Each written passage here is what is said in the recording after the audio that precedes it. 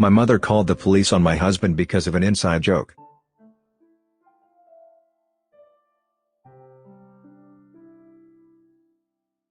Darling husband and I have really weird senses of humor that complement each other well, but make next to no sense to anyone else. I am a teacher at a sixth form college, 16 to 18-year-olds, and my husband co-owns a business which consists mainly of publicity. Part of this work usually involves organizing launch parties, fundraisers, and whatever other reasons for people to get dressed up, and all be in a room together. When these things happen he is often invited and I come along as his date. He usually has a full suit, grooms his hair, both facial, and on top of his head, and I'm full on heels, dress, makeup.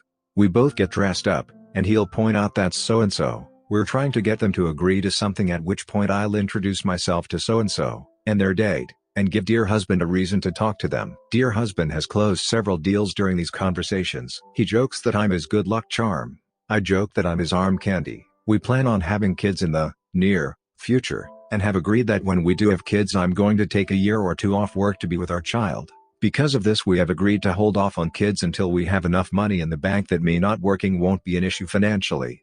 I am also very shy, and introverted versus his charming, and outgoing personality, and I frequently joke that once the baby comes I'm only leaving the house to buy nappies, and go to his work events. Today I was having lunch with my mother. I see her once every 3 to 4 months, with dear husband, because he is black and I am white, and my mother, while not openly stating it, is racist. I would have cut contact a while back, but I have a grandmother, younger half-sibling, and 2 nieces who I don't want to lose touch with, and all of them live with mum, and aren't allowed phones, so seeing her one-on-one gets me access to the 4 of them. After extensive conversations dear husband has said that the best option is probably for me to stay in touch, but leave him out of it.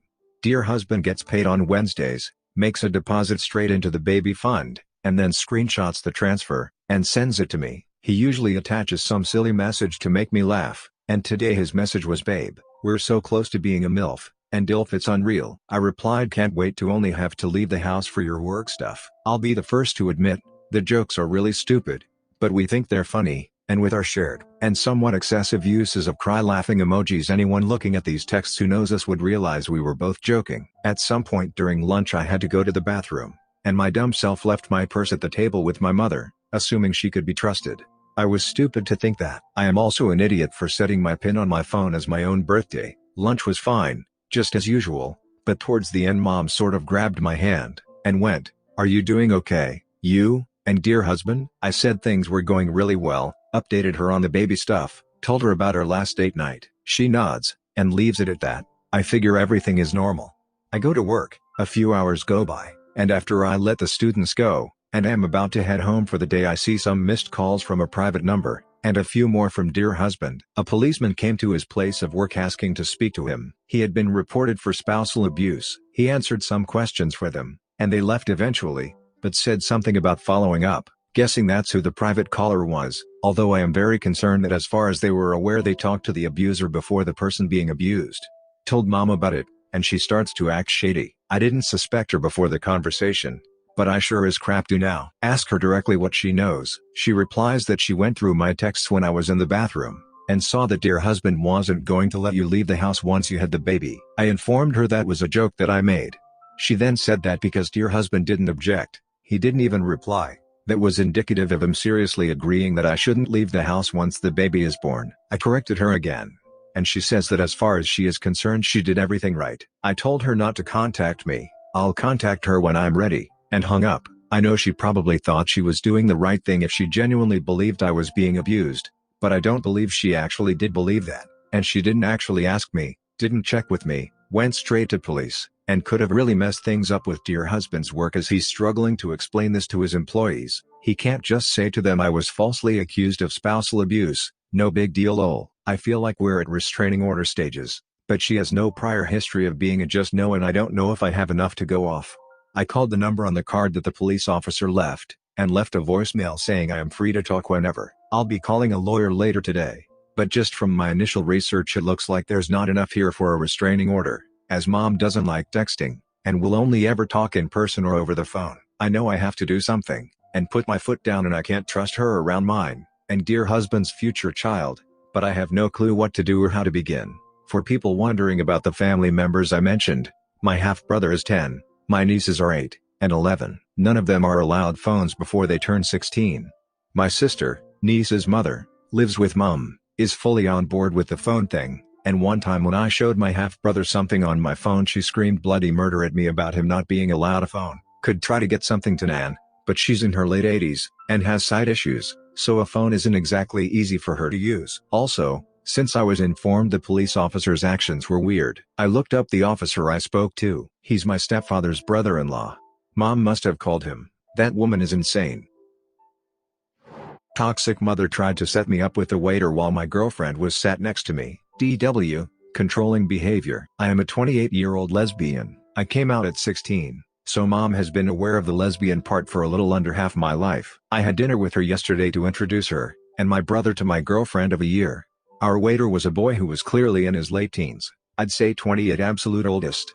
But realistically this boy was 16 to 19 years old. When he poured us all water, he took maybe a couple of seconds longer to pour mine than he did others, and when he came to check on us he usually ended up stood near me or looking at me, as we were in a booth and I was on the outside, and therefore closest to him. Mom took this as her cue to tell this teenage boy, in front of my girlfriend, that my 28-year-old lesbian self was available. The waiter looked really uncomfortable and I just held my girlfriend's hand tighter while saying that I am not available, not because I thought the waiter would actually use the information, but more to remind my mom. The first waiter probably asked to switch with someone as we didn't see him again after that, and another guy, at least closer to me in age, took over our table. Mom then tried the exact same thing with him, and when I again reminded her that I am not available she told me that you should keep your options open. Towards the end of the meal I excused myself for the bathroom, and my girlfriend came with me. We should not have left mom at the table. We came back, mom asked if we were good to go, and we all left. My brother grabbed my hand, and pulled me into a hug. And as he did that he, secret agent style, slipped the receipt into my hand. When we got into the car I looked at the receipt, and mom had written "call me XXX" along with my phone number, clearly intending on leaving it behind for any male waiter who would take it.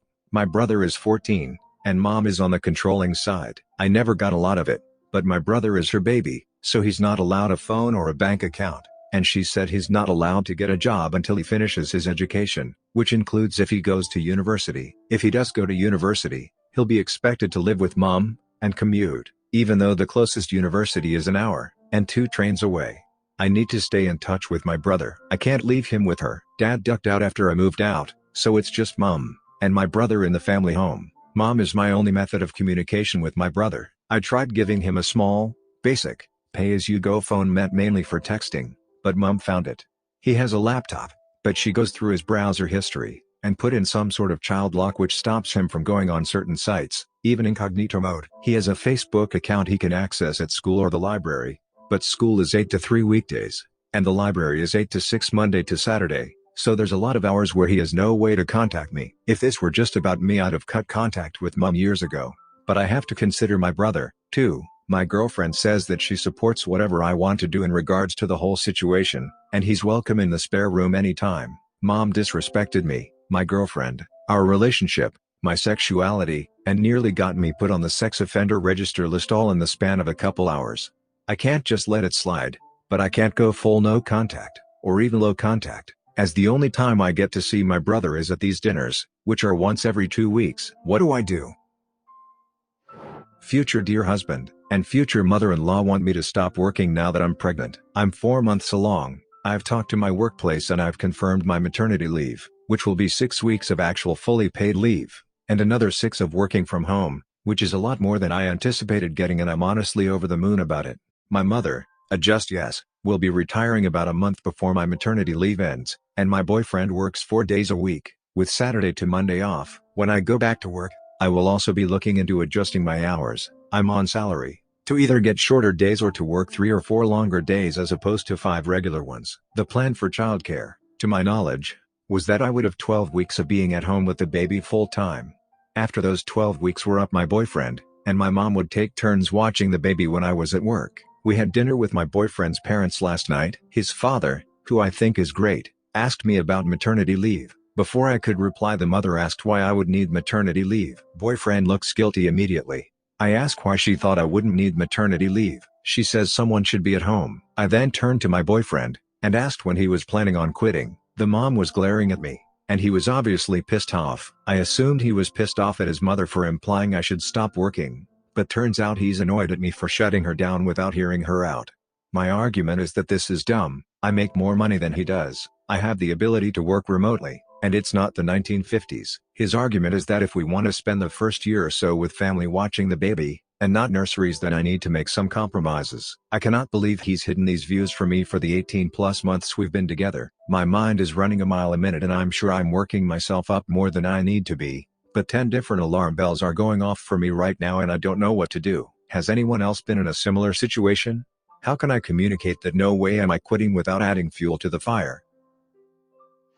Mother-in-law gave me face herpes while I was in labor. I had my daughter this past Monday. I went into labor early Sunday morning, and didn't have her until 5 p.m. Monday via C-section. My mother-in-law came to visit while I was in labor waiting to dilate some more. I was against it at first, but after the pain meds kicked in I didn't care anymore. She ended up leaving because it was late, and she can't drive in the dark. She was super bummed, and didn't want to miss the birth. I didn't want her to be there in the first place. She kissed me goodbye, and left. Monday she did the same. Visited, and tried waiting out to stay for the C-section, but it got too late, and she had to leave. Another kiss was planted. When I got into recovery I noticed my face was super itchy. I scratched it pretty badly around my chin, lips, and under my nose during the few times I got sleep. It had scabbed up pretty bad, so the itchiness was written off as coming off of anesthesia, and totally normal. I've been kissing my newborn, and loving on her this whole time. I got home Wednesday evening, and ended up washing my face to help with the itching, and rubbed my face and lips raw with a towel in desperation. I put Aquaphor over everything to help it heal. Thursday rolls around and I notice scabs on my lip. I apply more Aquaphor hoping it would heal. Today they turned into blisters, and mother-in-law came to visit. Dear husband noticed the blisters and mentioned cold sores. I told him it was for me scratching, and applying Aquaphor over it. Him and mother-in-law comment on how they looked like cold sores. He finally checks them out, and says never mind. Meanwhile mother-in-law is sporting a scabbed over cold sore. We had already told her no kissing baby with cold sore. She decided to press her cheek against her face as she says bye, and kisses mine, and dear husband on the cheek. We were too shocked to say anything. When she was gone we both had a WTF realization, and decided to tell her tomorrow when she comes back no touching without hand sanitizer, and no getting close to her face period. Well, I noticed a few more smaller blisters pop up tonight. Dear husband confirmed, and my heart sank. I mentioned her kissing me at the hospital several times. He's not happy, and now need to keep a close eye on dear daughter because I had been kissing her forehead since she was born. No mouth or nose, just forehead. I'm so devastated, and my husband thinks I'm overreacting because cold sores are common. He has them too. Mother-in-law gave them to him. Can't be in the delivery room? Fine, I'll call the mental health team on you. I thought you'd all appreciate this story about my toxic mother, and the birth of my first baby. So back in 2014 I was coming to the end of my pregnancy, and throughout the whole process I'd made it very clear that the only person I wanted at the hospital with me was my sister as my birthing partner. I thought my toxic mother was on board with this, although she would always try to make comments about "oh, we'll be there just in case you need anything." No mother.